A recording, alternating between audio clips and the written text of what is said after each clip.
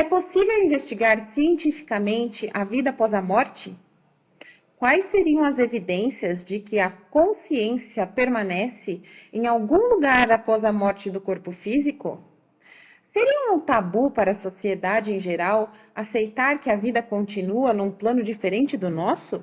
Temos essas respostas no livro Ciência da Vida Após a Morte, de autoria do psiquiatra da Universidade Federal de Juiz de Fora, Dr. Alexander Moreira, da também psiquiatra Mariana Costa, junto do filósofo Humberto Schubert Coelho, que aprofundaram o tema e salientaram parte dos motivos culturais e religiosos que tornaram o assunto um tabu para a sociedade. De acordo com o Dr. Alexander, a sobrevivência da consciência tem sido estudada por cientistas e filósofos há aproximadamente 150 anos, como vencedores do Prêmio Nobel Charles Richet, médico fisiologista, o casal Pierre e Marie Curie, químicos, Henri Bergson, filósofos, várias pessoas de alta capacidade científica e filosófica investigaram o tema. O que essas pesquisas têm demonstrado é que alguns médiuns, em certas condições, exibem o padrão de memória de pessoas de outras épocas e por elas desconhecidas.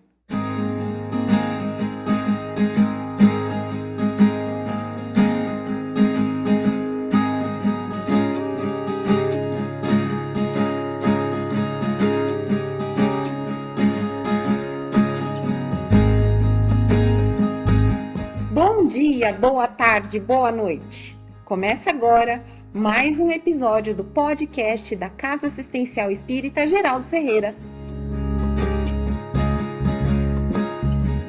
Eu sou Mariana Moura e hoje estamos gravando à distância. E aqui comigo está Arquimedes Santos. E hoje vamos conversar sobre como é a experiência de receber uma carta de alguém que já partiu. Nossa convidada de hoje é a Malu. Ela esteve numa reunião de cartas consoladoras feitas pelo Alaor Borges, que foi nosso convidado do episódio 16, Mediunidade e Experiência do Médium. E ela recebeu uma carta de um ente querido dela, seu pai. Seja muito bem-vinda, Malu. Obrigada. Definitivamente mudou minha vida. Foi muito importante para mim mesmo. Malu, seu pai partiu há quanto tempo?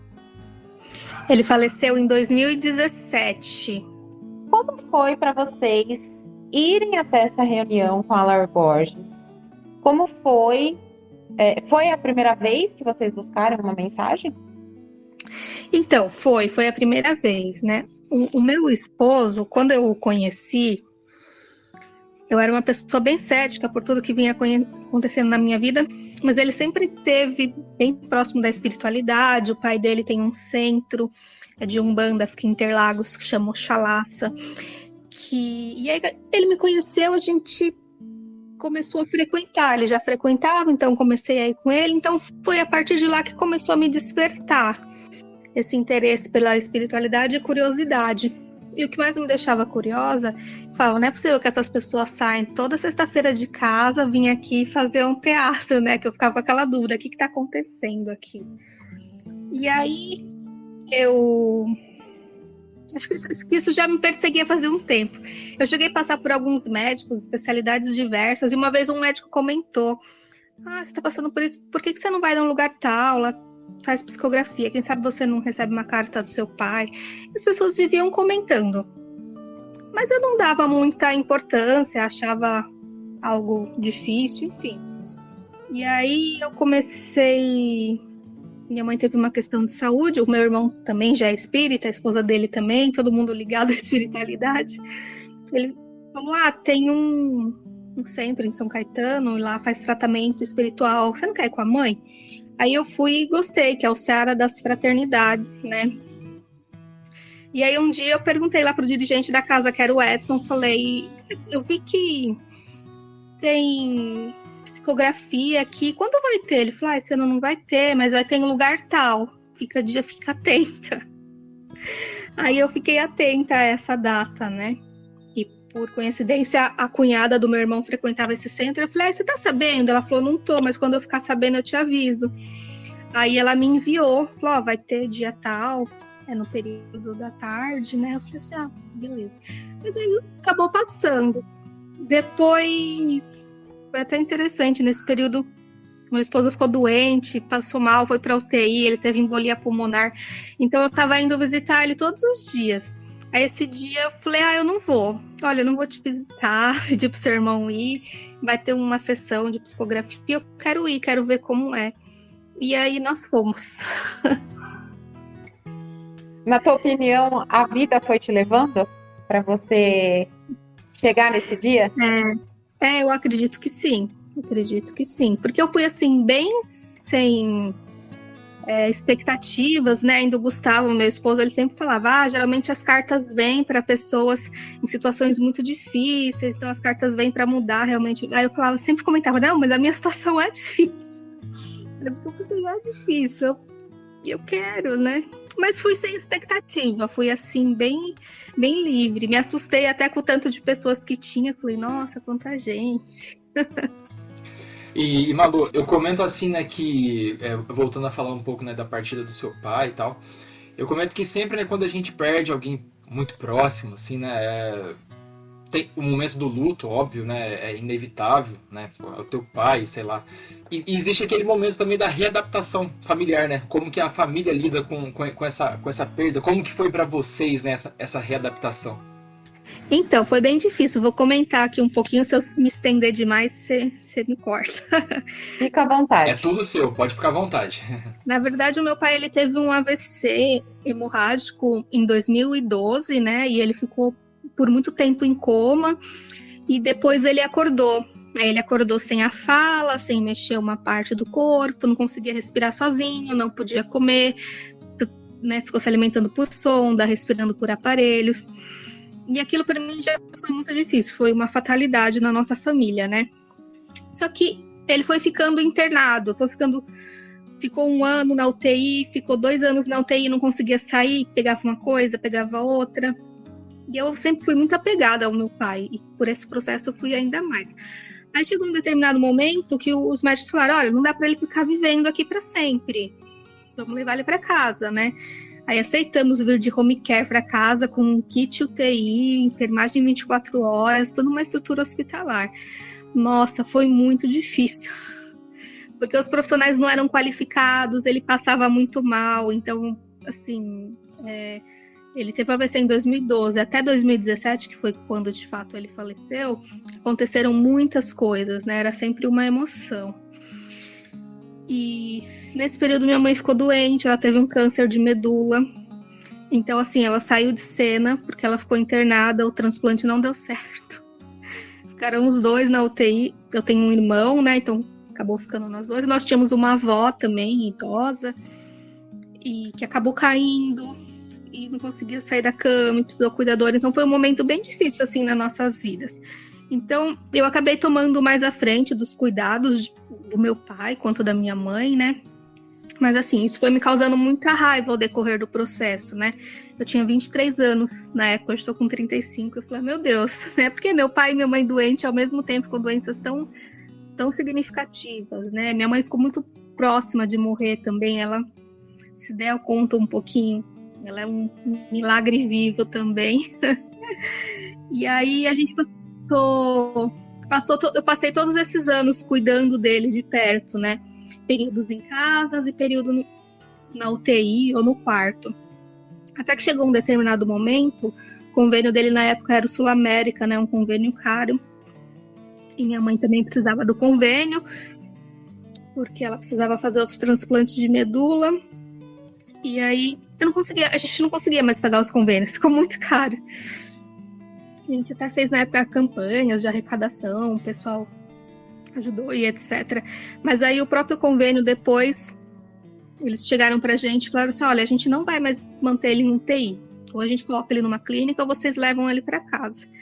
E tanto eu quanto os médicos, todo mundo sabia que se ele saísse do ambiente de UTI, ele iria vir falecer em algum momento, né? Porque ele precisava de um suporte ali bem importante. Aí ele teve um outro problema problema, ele fez diversas cirurgias, teve um problema muito sério no intestino.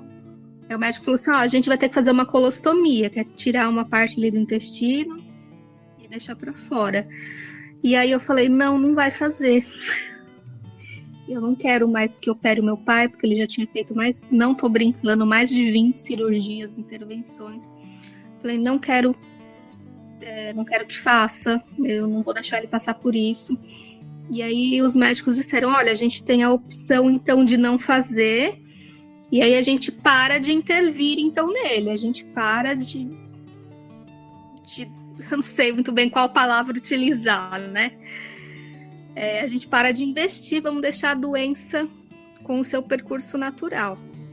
Aí depois de conversar com a minha mãe, que estava afastada, meu irmão que estava ali por perto, a gente falou, tudo bem, vamos tomar essa decisão então, né? Já fazia 5 anos que ele estava nessa situação, 5 anos com a gente lutando, com a Sul América enchendo o saco, com falta de dinheiro, todos esses problemas. Aí o médico falou, olha, então a gente vai induzir ele ao coma e deixar ele no soro glicosado até ele partir. Foi uma decisão muito difícil, assim, que eu nem sabia que existia na medicina. Porque não é assim, ele teve uma morte cerebral, vamos desligar os aparelhos. Ou ele tem um tumor no cérebro, esse tumor ele vai evoluir e ele vai morrer de qualquer jeito. Não. Eu sempre fiquei com aquela... E se eu tivesse investido? E se eu tivesse falado, não, vamos continuar, não, vamos fazer? E aí, o que aconteceu? Eu sempre fui católica, minha família inteira, mas aí nesse período todo eu acabei me afastando porque eu não sentia suporte do pessoal e aí ficava pensando, poxa, esse pessoal vem aqui todo domingo na igreja, reza e tal, promete as coisas, mas na hora que um irmão precisa, cada um que cuida do seu problema, né? Aí não tô aqui falando mal de nenhuma religião, tá? Só contando a minha experiência mesmo. Tive um pastor do próprio hospital que acompanhou bastante a gente e até cheguei a começar a frequentar algumas igrejas evangélicas, pessoal bacana e etc. Mas aí eles falavam assim, olha, não pode desligar os aparelhos, né? Não é permitido, Deus é que sabe quando ele tem que morrer. E aí eu falei assim, Deus é que sabe, mas eu não tenho mais dinheiro para pagar o convênio. Ele já fez mais de 30 cirurgias, o que eu vou fazer? E ele não falava, então não tinha como a gente se comunicar, mas a gente acreditava que de alguma maneira ele entendia, porque ele sorria, ele dava beijo, ele apertava a mão. Aí eu lembro que aquele dia eu cheguei pra ele, né, eu tava chorando muito, falei, pai, ai, tô até emocionada, a gente vai encerrar esse ciclo, né, porque tá cansativo pra você. E eu lembro que ele deu um sorrisão, assim, apertou minha mão. Eu não sei se ele entendeu, os neurologistas juravam que ele não entendia o que estava acontecendo. E aí, tudo bem. Desde aquele dia, colocaram ele em coma induzido e deixaram no soro glicosado. Isso foi em dezembro. Ele ainda viveu bastante. Ele viveu até março, só no soro glicosado, né? Aí eu lembro que no meio do caminho eu desisti. Não, eu não quero mais. Aí a equipe de paliativos falou, não, a gente não vai voltar atrás, né? Normal seu sentimento, etc. Enfim, ele faleceu, né? Chegou o dia lá, o coração parou de bater. Eu fiquei com ele esse dia todo. Eu ia até ficar mais à noite. Aí tinha uma enfermeira muito legal que chegou nesse turno. Ela falou, olha, vai para casa, vai descansar, né? Se acontecer alguma coisa a gente te fala, a gente não vai deixar ele sozinho, a gente tá aqui. E aí, de fato, ele faleceu na manhã do dia seguinte. Eles ligaram e a gente foi lá. E eles foram bem humanos, foram bem legais. Quando ele faleceu, a gente estava junto, a gente fez uma oração, né? Rezamos, etc. E aí eu não quis mais ver meu pai. Eu quis guardar a lembrança dele vivo. Minha mãe entrou, meu irmão entrou e etc. Aí eu não quis ver ele nessa situação, né? Inclusive no enterro dele eu também deixei o caixão fechado. Não queria ver meu pai nessa imagem. Ai, desculpa. E aí eu lembro que desde o dia que ele faleceu, ficou assim um tremendo vazio, principalmente para mim que estava à frente, tomando as decisões e etc, né? E eu sempre lidava com essa situação. E agora, né? Será que eu fiz a melhor coisa? Ele lutou tanto para viver. Isso ficou me assombrando. E aí eu fiquei com muita raiva, porque eu ficava pensando, por que eu tive que passar por isso? Se Deus existe, por que ele não levou meu pai de uma outra maneira? Tanta gente morreu nesses 5 anos na UTI. Por que meu pai também não morreu? Por que eu tive que tomar essa decisão? Isso me deixava muito atordoada.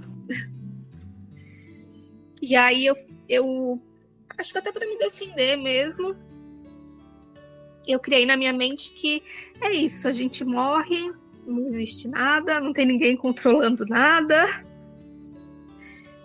E fiquei assim por muitos anos, até conhecer o Gustavo, né, que foi meu esposo, e começou a me mostrar aí outras possibilidades. Entendi. Nossa, não tem como não se emocionar, não tem como não se envolver assim com a história, meu, que isso. Você nunca colocando assim naquele negócio de colocar, assim, sempre quando você traz uma vivência, uma experiência, alguém vem falar assim, mas comigo foi assim, sabe, tipo, mas isso que você falou, eu achei bem legal e me tocou bastante a respeito de você não ter, não querer ver o seu pai.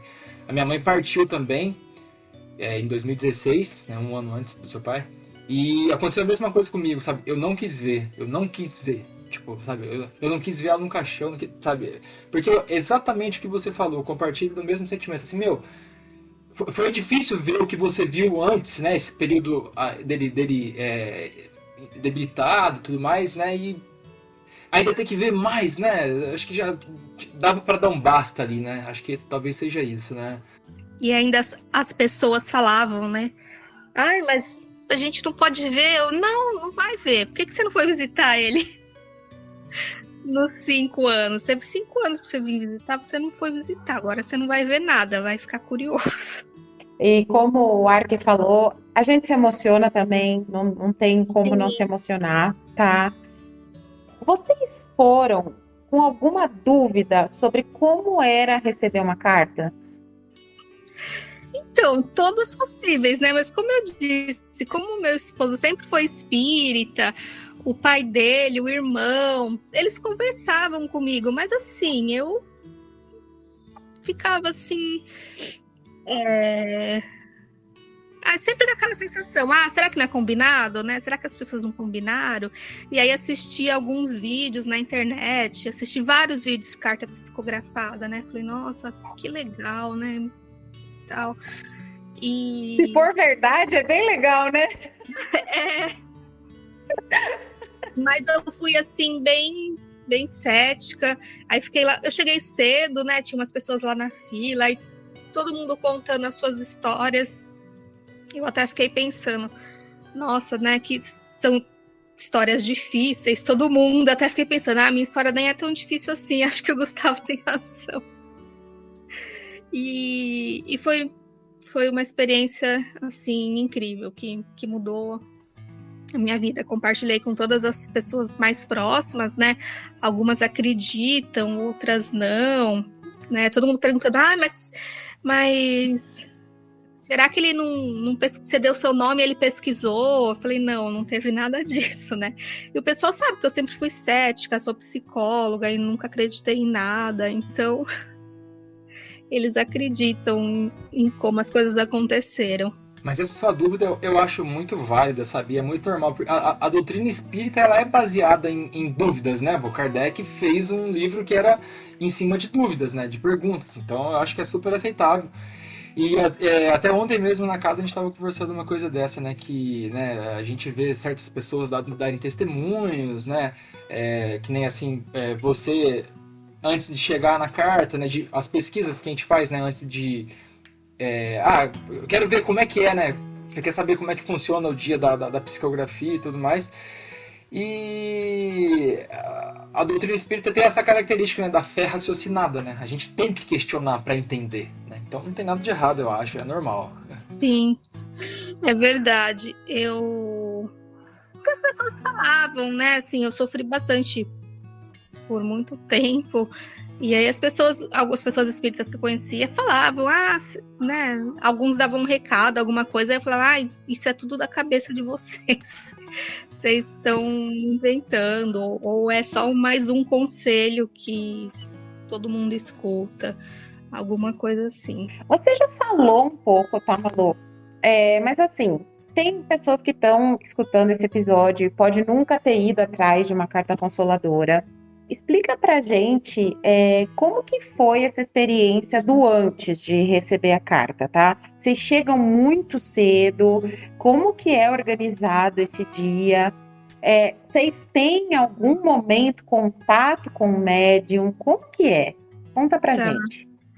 Então, foi um período bem legal, que era à noite, né? Então, acho que eu cheguei umas 4 horas lá, fiquei na fila. Acho que tinha umas 2 pessoas só na minha frente, alguma coisa assim.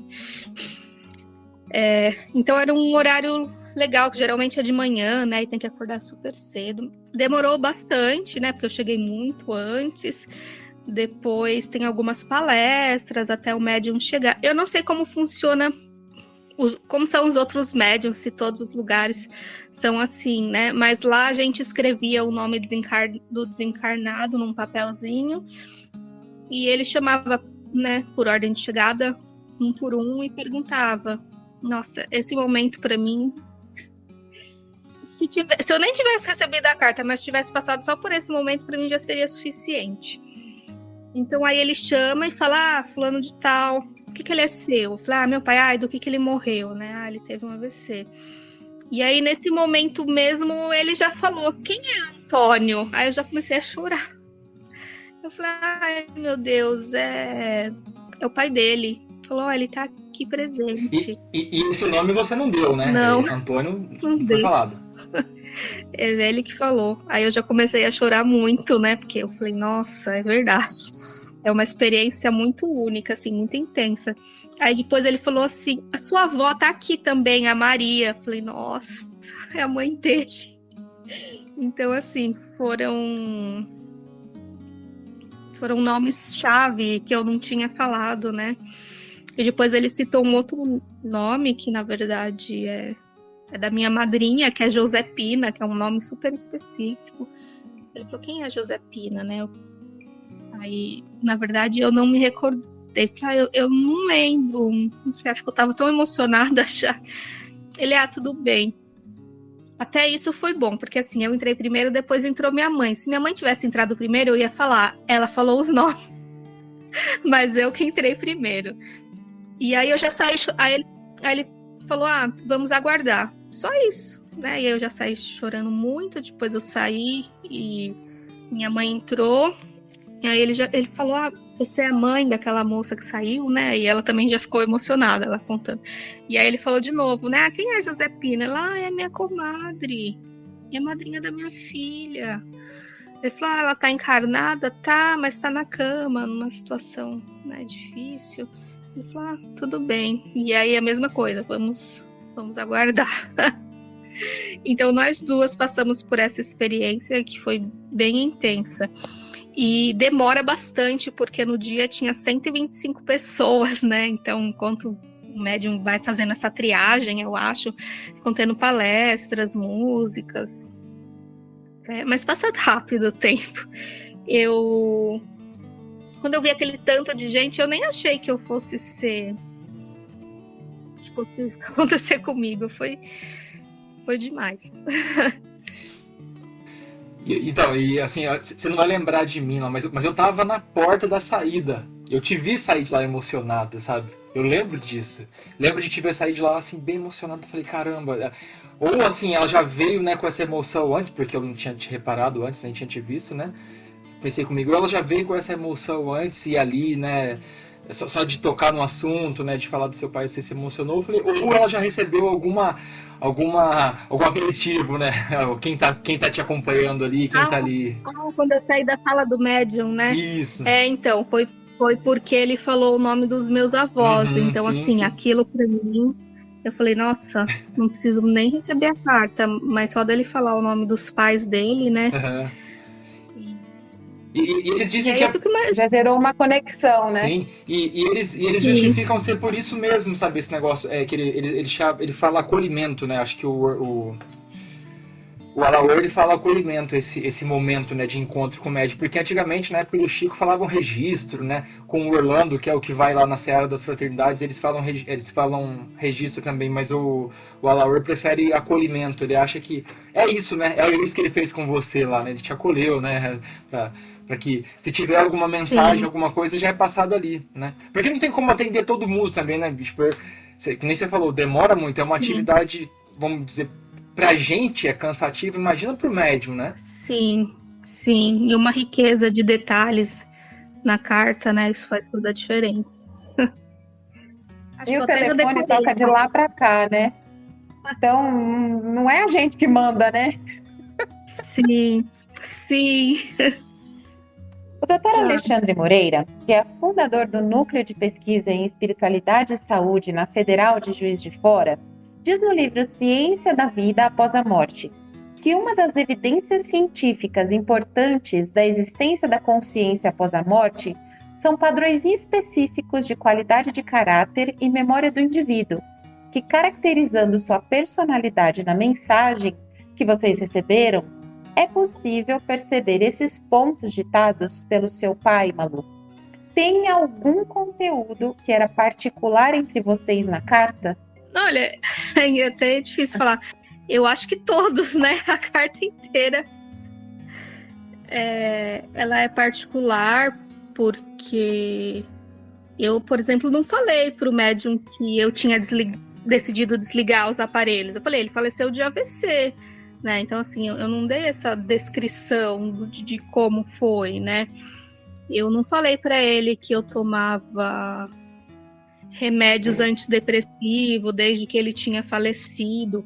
O nome do meu irmão, que é um nome super difícil, né? Que é Pietro. E aí ele fala, eu não falei do meu irmão na carta, sim, na hora ali da entrevista. Quando ele fala da minha madrinha, né? Que ele fala, Josepina, as nossas orações. Meu Deus do céu, de onde veio isso, né? Minha madrinha. Por quê? Pra quê, né? Mas então também foi um conteúdo ali que não era nem o foco, né? E apareceu. Então acho que No na começo verdade da carta, ele começa te chamando de Maria, Maria Luísa, né? Depois ele sim, dá o seu apelido. sim, o E Lulu, aí, né? então, já é alguma coisa muito particular também de vocês. Sim, sim. Depois também ao decorrer ele fala, me chama de fofinha. Ele sempre me chamava de fofinha também. Perfeito. Eu senti isso no começo. No começo, eu senti ele te chamando de várias formas que eu imaginei que fosse muito particular de vocês. E aí ele fala na carta, né? Ai, acho que alguma coisa assim, que alegria poder ver você abraçada com a sua mãe.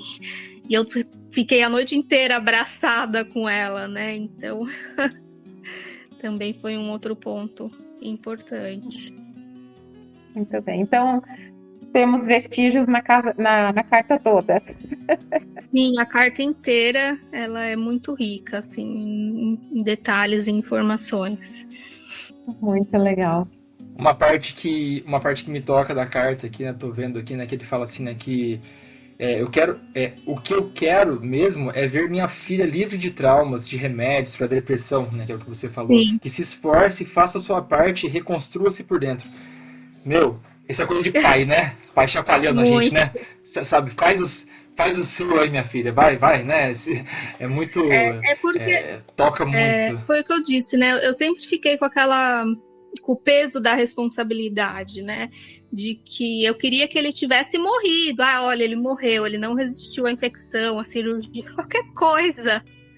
Não que eu tivesse que tomar essa iniciativa de que, olha, a gente não vai mais continuar investindo no tratamento dele. Isso para mim foi muito cruel. E acho que não só para mim, né? Eu sempre falo, nenhum filho ou pai, não sei qual que é a posição, ninguém deveria passar por isso, né? Tá ali Hoje eu entendo com um pouco mais de clareza, né? Que talvez eu precisasse passar por isso que eu passei. Mas que ninguém deveria passar por uma coisa dessa, de escolher.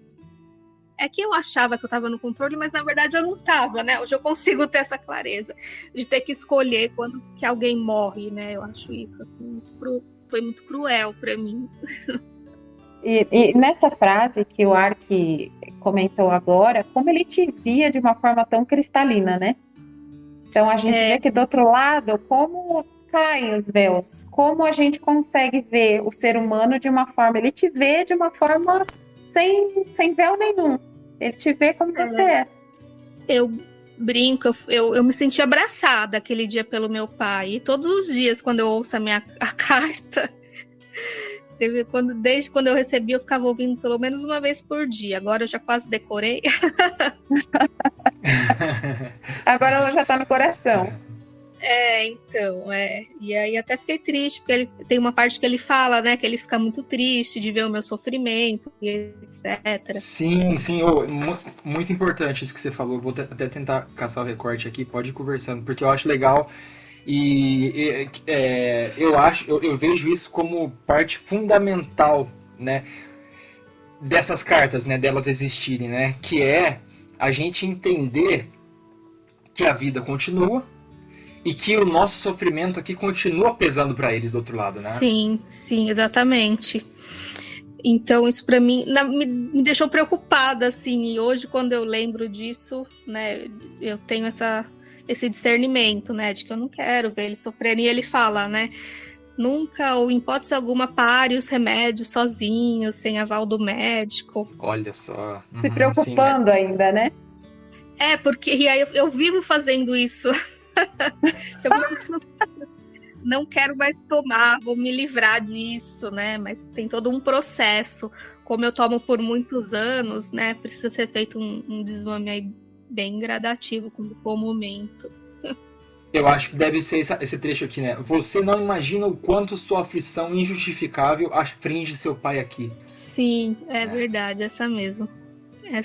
Meu Deus, arrepia. E isso te mudou de alguma forma? A partir desse momento, você começou a mudar essa tristeza? O que aconteceu na Malu? Mudou 100% a minha vida, assim. Eu sou um outro ser humano. Existe Maria Luísa até o dia da carta e a Maria Luísa até o dia depois, né? Eu até claro que meu psiquiatra, sei lá o que ele acha disso, né? Mostrei para ele, né? Falei, olha que legal isso aqui. Ele falou, tá, vamos aos poucos, né? A gente vai avaliando e vai fazendo esse processo. Mas aí eu entendo mesmo que é uma questão médica, né? De neuroquímica do meu cérebro. Mas eu sou outra pessoa, principalmente em relação à vida e à morte mesmo. Eu comentei um pouquinho da minha mãe, né? Minha mãe, ela ela tem um câncer de medula que não tem cura, que é o mieloma múltiplo, mas ele não está em atividade. Pode ser que volte, pode ser que ela parta e não volte. E aí ela ficou com uma plasia medular. Então, assim, a medula dela funciona uns 50%. Vamos pôr, os leucócitos têm que ficar a partir de 4.000, o dela fica 2. Então, assim, tudo dela é pela metade. Então, é um quadro importante, né, que chama atenção. E eu sempre ficava com muito receio, meu Deus, se eu perder minha mãe também. E agora não, agora eu já vejo, assim, essa partida, quando for acontecer, de uma maneira bem mais sutil, bem mais leve, não tem mais aquele apego, assim, aquela tristeza profunda.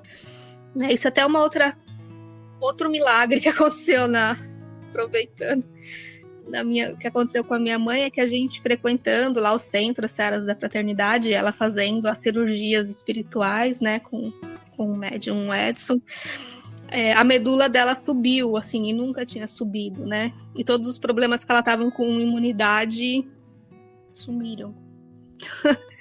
Então, assim, a gente teve 2 experiências muito próximas, muito significantes pra gente. Malu, e qual foi o efeito dessa mensagem para a tua família? Então, bom, eu e minha mãe, a gente vivenciou tudo, né? Então, pra gente foi muito intenso, pra ela também, a forma que ela lida com essa perda do meu pai. O meu irmão não estava presente, né? Eu lembro que eu mandei pra ele, ele estava viajando. Ele, nossa, da onde veio? O que que aconteceu?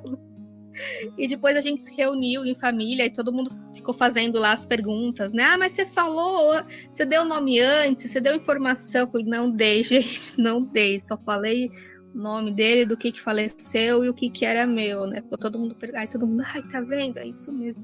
Mas hoje já é todo mundo espírita da minha família, né? Então todo mundo, assim, já tem uma compreensão. Acho que eu mesma que sempre era a mais cética em relação a tudo isso. Até quando começou, nossa, o Arquimedes, eu achei que ele estava escrevendo umas 100 cartas, né? Falei, nossa, olha, vai ter bastante carta. E no final teve só 5 cartas, né? E eu fiquei me sentindo super privilegiada por isso. Acho que eu fui a terceira.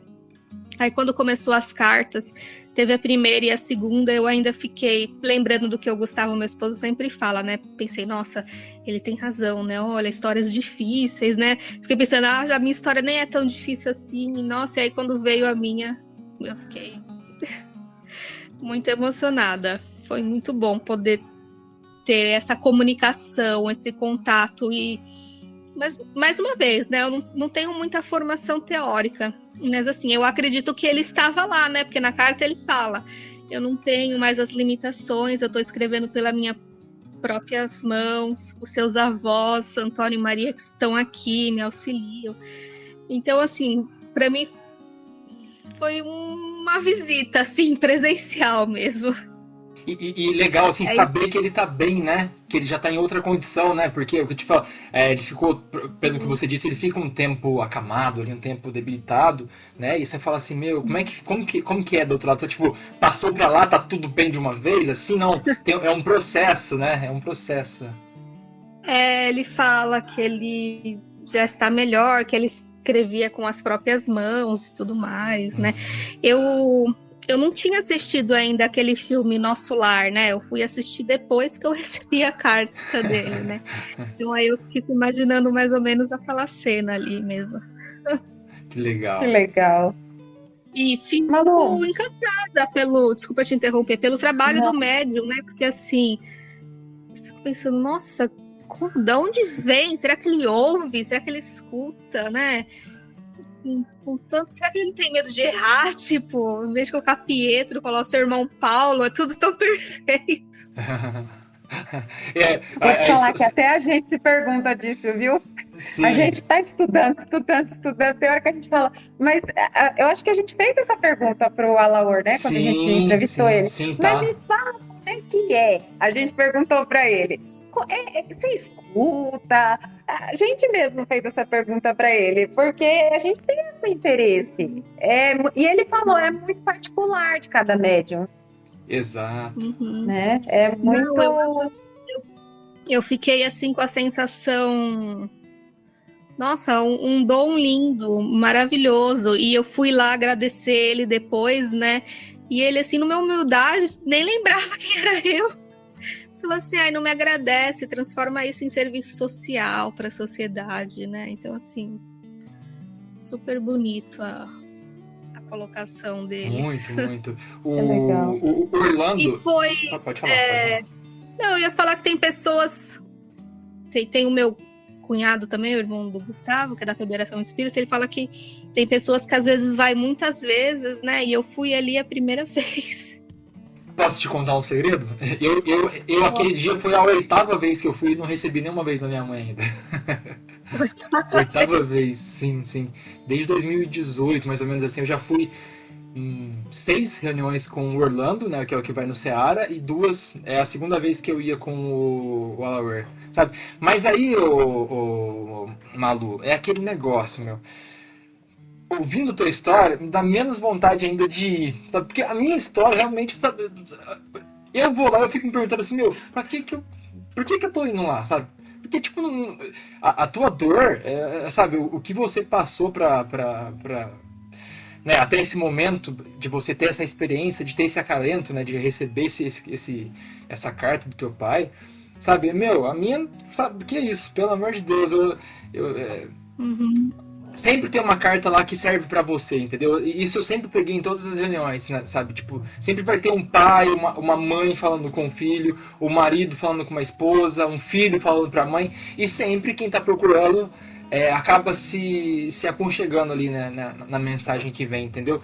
Então é isso que eu tô te falando, assim, meu, vendo esse contato com você tá sendo importante pra mim nisso, sabe? Que eu falo assim, Arquimedes, deixa quem Sim. precisa receber, você não precisa, fica, sabe? Fica na sua. Sim, sim, eu imagino. Acho que é isso mesmo, né? Que nem quando eu comecei a ouvir as cartas, eu fiquei pensando, nossa, né? Sempre com essa sensação, né? Que história difícil também, né? Acho que a minha nem é tão difícil Se eu não me assim. engano, teve suicida, né? Teve um suicida lá, que, putz, suicídio também é um negócio que é muito pesado, né? Eu quase decorei, viu? Teve ali de uma esposa que faleceu de câncer, né? Acho que foi a primeira. Uhum. Depois, acho que teve uma criancinha que morreu afogada na piscina, alguma coisa assim. Isso, sim, sim. Aham, uhum. E aí são histórias bem difíceis, né? Que a gente. Sempre mexe com a gente, não tem como. Malu, na carta, o seu pai ressalta veemente a importância do nosso fortalecimento e da nossa fé em Deus. Essa carta, ela mexe com vocês nesse sentido? O que ela mudou aí dentro com relação à fé, com relação a Deus? Olha, parece bem clichê isso que eu vou falar, viu? Mas mudou assim tudo no sentido de que realmente existe. Porque para mim, antes da carta dele, eu ia nos centros, nos lugares, achava muito bonito, legal, mas não tive essa experiência. Quando você tem essa experiência baseado na sua história de vida, faz toda a diferença, né? Assim, eu acho fantástico. Acho que tem até uma parte na Bíblia que fala disso, né? Aqueles que acreditam sem precisar de uma prova, sem precisar passar por isso, sabe? Eu acho fantástico essas pessoas, né? Na verdade, eu também era essa pessoa, mas eu fui passando por tantas coisas que eu fui deixando de acreditar, né? Acho que eu não tinha ali o esclarecimento na hora necessário. E principalmente essa questão em relação à partida do meu pai, porque eu pedia diversas vezes para Deus, ai, por favor, leva meu pai, não me faça passar por isso, né? E aí depois ter que tomar uma decisão baseada tanto já no estado crítico de saúde dele, mas não foi só isso, tinha questão financeira, o convênio era R$ 6.000, sabe? Então você sempre fiquei ali, sempre com essa sensação. Eu queria que meu pai tivesse partido, não queria ter que assinar para isso. E aí, mesmo assim, é diferente de uma pessoa que tem uma morte cerebral, que fala, olha, teve morte cerebral, não tem o que fazer. Olha, tem um câncer no cérebro, não tem o que fazer, vai evoluir para isso. Ele não, eu ficava com aquela, e se eu tivesse? E se eu tivesse dinheiro para pagar por mais sei lá quantos anos? Ou e se eu tivesse cuidado dele, né? Olha, eu não sei. Sinceramente, não sei, né? Ao mesmo tempo, quando ele estava só no soro glicosado, né? Os médicos também ficavam muito impressionados e falavam assim, olha, a gente não sabe por que ele não parte. Ainda eles falavam pra gente, quem que tá segurando ele aqui? Quem que não quer que ele morra? Então, sabe, sempre tinha esses comentários, não sei se fazem sentido ou não, mas que eram difíceis, né? Falei assim, ainda tem que ouvir isso dos médicos. Mas ele tinha esse processo, ele passou por muitas coisas difíceis, muitas cirurgias, muitas doenças, e ele sempre vencia, né? Então, assim, algo que eu nunca vou saber, essa história dele, por que foi desse jeito. Porque eu via pessoas morrer por muito menos. Eu via gente internar com pneumonia e no dia seguinte morria. E ele teve pneumonia diversas vezes, teve meningite diversas vezes, fez mais de 20 intervenções no cérebro, e estava tudo bem. Os órgãos não ficavam precários, o rim não ficava saturado, ele ia passando. A questão de você ter que ter tomado uma atitude foi o que mais pesou para você, né? E na realidade a carta veio como uma consolação para isso. Sim, exatamente. Ele fala isso de maneira muito clara, né? De que ele descreve mesmo, ele fala ali, né? De essa culpa de você ter desligado os aparelhos, né? Foi baseado pela conduta dos médicos, alguma coisa assim, ele fala. Mas é muito cruel, assim, eu não desejo para ninguém. Acho que ninguém deveria. Às vezes morre alguém assim, aí as pessoas falam, ai, fulano morreu. Ai, mas nem deu para mim me preparar, né? Seu pai ficou 6 anos, né? Eu falei, não, nenhuma morte é fácil, né? Mas você assinar a morte do seu ente querido é muito cruel. E Malu, o que você diria para quem busca receber essas cartas consoladoras? Olha, eu já ouvi, depois que eu partilhei com algumas pessoas, né? Bom, todo mundo já teve alguém querido que morreu, então as pessoas ficam curiosas, perguntam, né? Mas aí eu faço aquela mesma pergunta para elas e acho que é aquilo que o Arquimedes falou. Você recebeu uma carta, vai mudar a sua vida? Você precisa receber essa carta, assim, em que isso vai ser relevante? Não sendo egoísta, né? Parece que eu recebi a carta. Mas assim, é disso mesmo, porque eu acredito que essas cartas, elas não são por acaso, né? Não é assim um dom que, ai, tô com saudade do meu pai, quero receber uma carta que eu tô com. Não é assim, ela realmente tem um fundamento, uma necessidade, né? Eu vi isso porque eu estava ali, experienciei as outras cartas difíceis, né? Aplico isso na minha vida, né? Minha vida mudou, eu sou outra pessoa, né? Tudo mudou na minha vida e da minha mãe para melhor. Então eu acredito que eu sei que todo mundo quer receber, né? Um abraço ali do céu. Mas eu acho que elas vêm. São tantos processos, né? Como eu disse, eu não tenho muito conhecimento teórico da doutrina espírita, mas são tantos processos, né? Até chegar a esse momento, e se realmente é necessário receber uma carta. Mas eu acredito que se a pessoa sente essa necessidade e de fato tem alguma situação assim difícil da vida, e o primeiro passo é se aproximar de um centro, tentar entender um pouquinho, né? Ter algum conhecimento. E aí participar das reuniões. E assim, não menos importante que até o próprio Alaor diz no episódio dele, eu repito aqui, né? Que assim, é procurar uma casa idônea, né? Uma casa certa.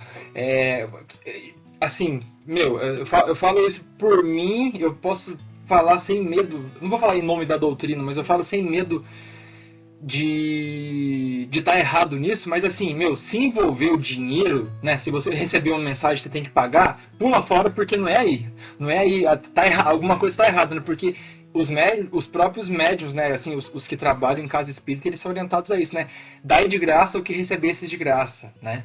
Então, é um toque que eu acho importante a gente deixar bem frisado aqui nesse bate-papo com você. E a forma como você fala também passa essa mudança. É isso que a gente vê. Uma pessoa que não aprendeu com o que você passou não falaria com essa segurança que você está falando. Então, é isso que mostra o crescimento da Malu. Então, por ser honesta, eu falei, inclusive, pro Ark isso. Eu falei assim, eu me emocionei com a mensagem do seu pai. E nem era para mim. Eu me emocionei com você falando, mas eu tinha que estar aqui, né? Eu tinha que, né, fazer o meu papel. Não é fácil, é uma mensagem muito emocionante. E ver essa transformação em você, realmente você olha e fala, essa carta realmente fez milagres na vida da Malu. Valeu a pena, né? Eu fiquei super feliz com o convite, porque quando eu saí de lá, eu ainda tô com essa sensação, né? Assim, eu quero contar para todo mundo, né? Da vontade assim, só que tipo, nem todo mundo tá entendendo, né, o que tá acontecendo. Mas a vontade é de sair divulgando, de falar para as pessoas, sabe? De conscientizar. Olha, existe, né? A vida não acaba aqui. de fazer essa partilha mesmo, né? Eu Até quero começar a fazer os cursos agora de formação, né? Para poder fazer parte disso, de divulgar, né? O conhecimento esclarece muita coisa. Sim, Muita coisa que a gente não entende, quando a gente começa a ter conhecimento mesmo, você fala, agora muita coisa tá clara na minha cabeça, que eu não entendia. Então, eu não estou dizendo aonde, nem quando, nem como que isso acontece, mas a gente sabe que infelizmente acontece, né, esse tipo de coisa, né, assim, tem gente de tudo quanto é tipo de intenção, nem sempre a intenção do médium é deixar esse conforto igual como foi para você, né, é se dar bem, né, É tem verdade. muitos desses. Malu, foi um prazer ter te recebido aqui hoje. Você não imagina o quanto a gente aprendeu com você e quantas pessoas vão aprender com a sua história também. Então, foi realmente um prazer ter ouvido sua história. Malu, nossa, mas que alegria, viu? Que legal. Muito, muito gostoso bater esse papo com você aqui, sabe? Você tá realmente, né, não te conheço de antes, mas você tem uma... a tua transparência traz uma felicidade muito grande pra gente que te ouve, sabe? Enquanto você falava aí, né, de toda essa dor que foi pra você esse período com teu pai e... Meu, você é muito forte, você é gigante, você é muito forte. Eu agradeço, muito obrigada.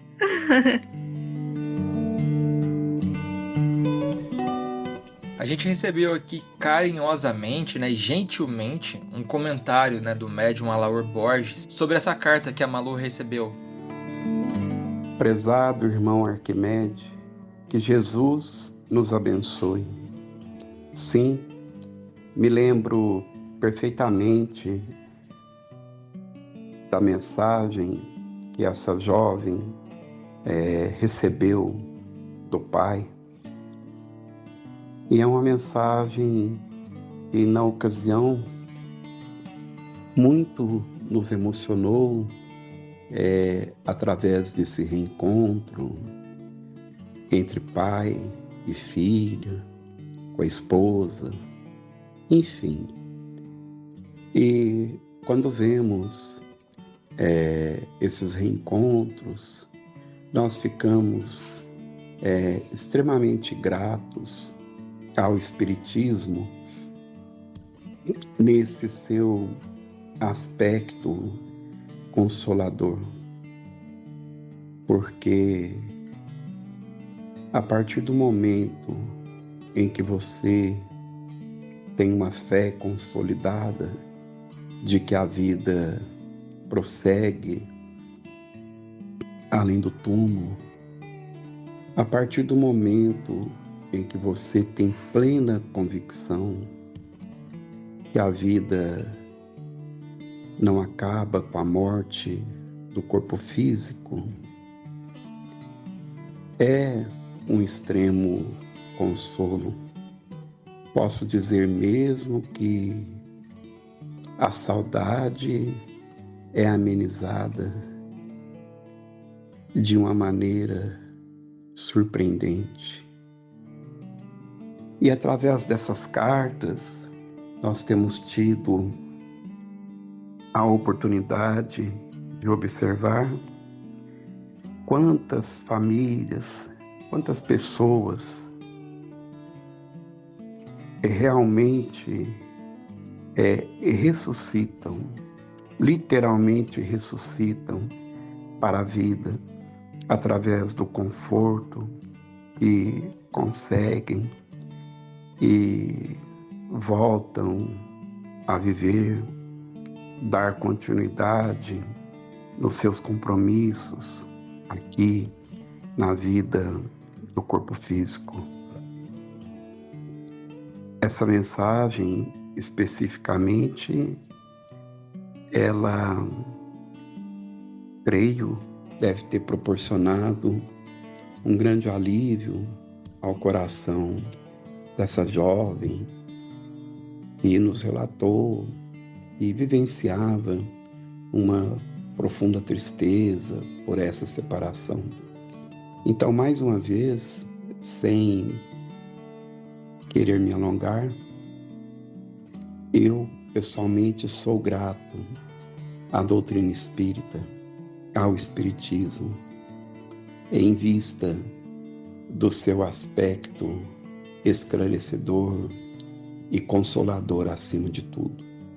Que Jesus abençoe a nossa irmã, os seus familiares, ao seu pai, já na vida maior, e que Deus abençoe a todos nós, os encarnados e os desencarnados.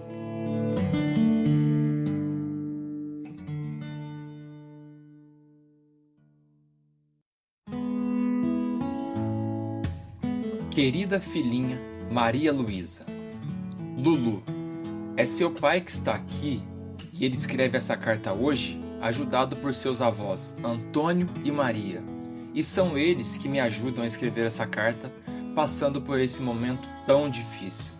E como estou emocionado, minha filha, vendo você podendo abraçar sua mãe Ana aqui presente e transmitir a seu irmão Pietro as minhas lembranças de pai saudoso. Onde está a minha filhinha tão motivada pela vida e que sempre cuidou de todos nós? Em que espelho ficou a imagem da minha filha tão alegre, com brilho e esperança nos olhos, tão distantes como hoje se vê tão aflita e tão agoniada? Querida filhinha, seu pai está aqui sem as limitações de antes por conta das sequelas do derrame cerebral. Estou tão normal que escrevo por mim mesmo e já não me deparo com quaisquer limites.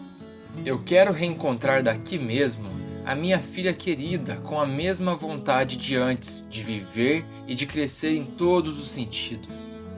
Quanto ao drama que você carrega em ter permitido que desligassem os aparelhos e a minha morte ter ocorrido, quero dizer a você que acate o parecer dos médicos que conversavam com você de que meu quadro era irreversível e acredite que se fosse da vontade de Deus que eu ficasse, nada teria me acontecido.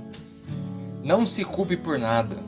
A sua decisão foi fundamentada em cima de outras, então, se a culpa realmente existisse nesse sentido, deveria ser coletiva, e acho injusto você carregar por esse tempo esse fardo sozinha.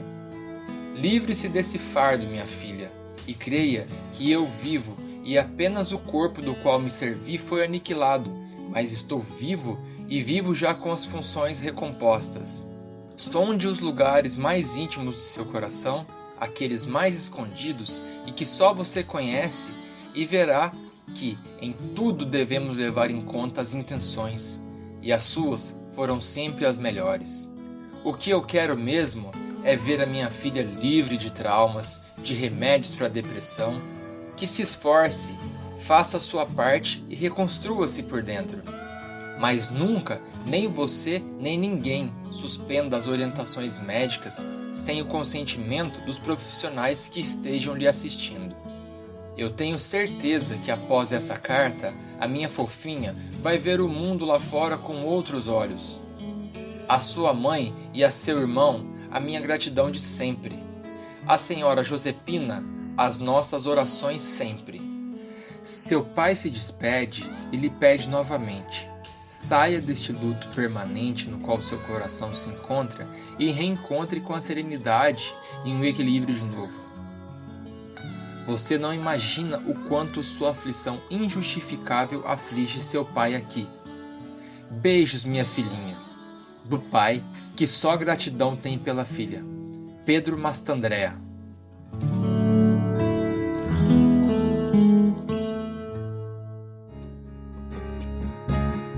E assim encerramos mais um episódio do nosso podcast. Hoje vamos deixar vocês curiosos para o próximo tema do nosso podcast. Mas fiquem tranquilos, que vem coisa boa por aí. Sigam as nossas redes sociais: Instagram, podcast da Casa Assistencial Espírita Geraldo Ferreira. Facebook, podcast da Casa Assistencial Espírita Geraldo Ferreira. YouTube, podcast da Casa Assistencial Espírita Geraldo Ferreira.